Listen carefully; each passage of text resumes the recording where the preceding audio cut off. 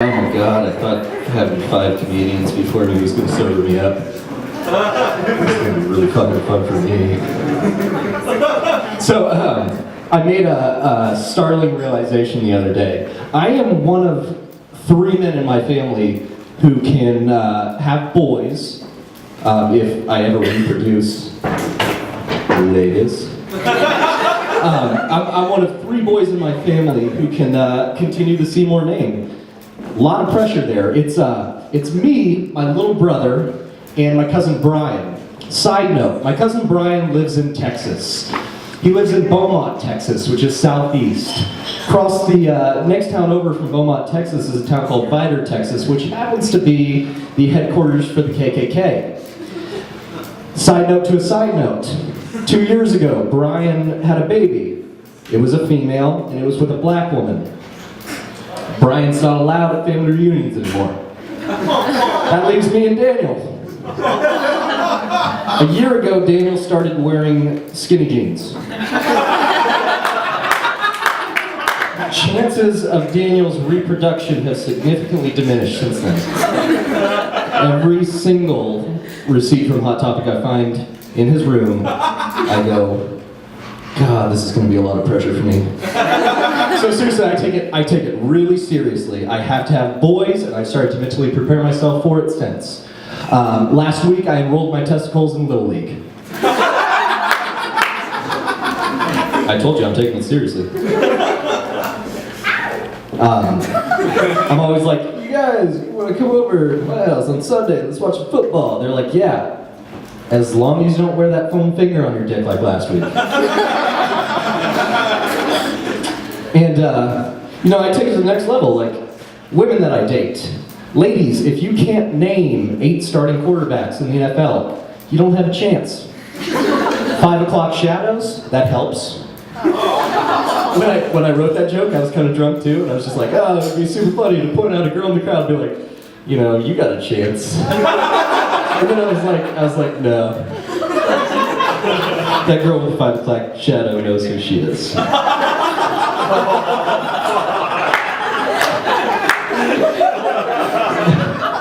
I am fucking mad at Christians. Mad, livid. A lot of it has to do with the fact that Christians just tell me to do too much shit. It's like, don't have an abortion, Matt. Don't get divorced, Matt. Don't get blackout drunk and urinate on religious statues saying, here's your holy water. So here's what I propose, because that's put a rift between me and all my Christian friends, and I don't want that rift to be there. I think that Christians need to take a mainstream product and they need to put their face on it. Here's what I'm thinking, Neosporin. Think about it. Every time you get a cut, you're hurting, what do you reach for? For me, it's Pabst Blue Ribbon, but for most people, there you go. Yeah, he's got some Pabst. Do you have some Neosporin too? Obviously, you reach for Neosporin. We're going to change the name. I'm thinking Greasy Jesus Goo. And think about it. The Neosporin heals, Jesus heals. Connection? Here's our slogan. Neosporin. Actually, Greasy Jesus Goo. If it's good enough for Jesus, it's good enough for your boo-boo. I'm a big sports fan. Do we have any Yankees Red Sox fans? Yeah. If you're a Yankees or a Red Sox fan, you are into that team. You'll die for that team. You live and breathe Red Sox. I'm really into sports, but not professional sports. I'm into Little League. Like right now, my team is the Northern Nevada Irrigation Redhawks.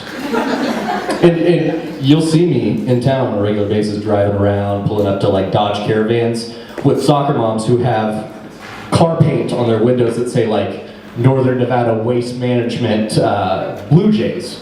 And I roll down my window and I'm like, hey, fuck the Blue Jays.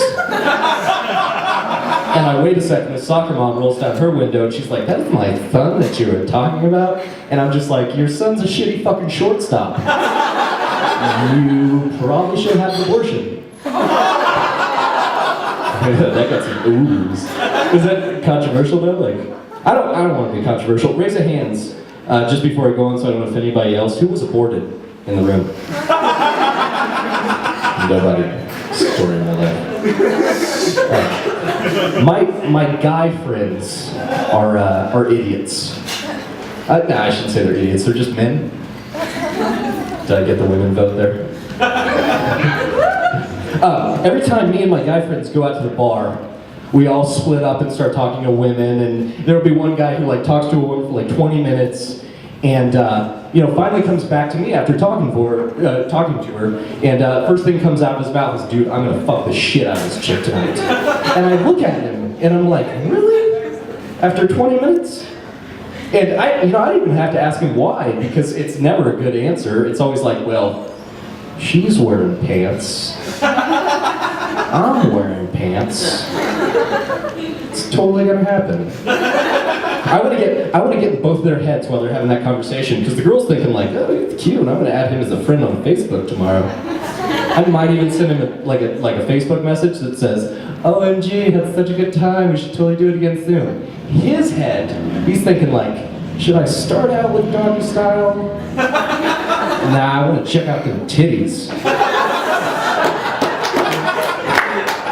I'm completely opposite. I have two habits in my life.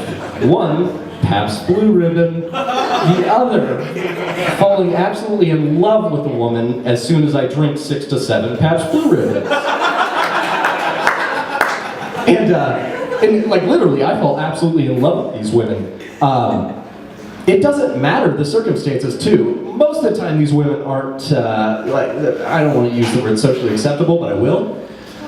They're not really socially acceptable. Like realistically, they could be giving me a hand job behind Denny's at 3 in the morning, and I'm just sitting there stroking her hair, and I'm just like, oh, we should totally go down to Carmel this weekend. Have a nice little romantic rendezvous. And then I wake up in the morning and I'm like, shit. I'm really thinking I should have never taken her to my special Denny's spot. My name's Seymour. Thank you guys so much.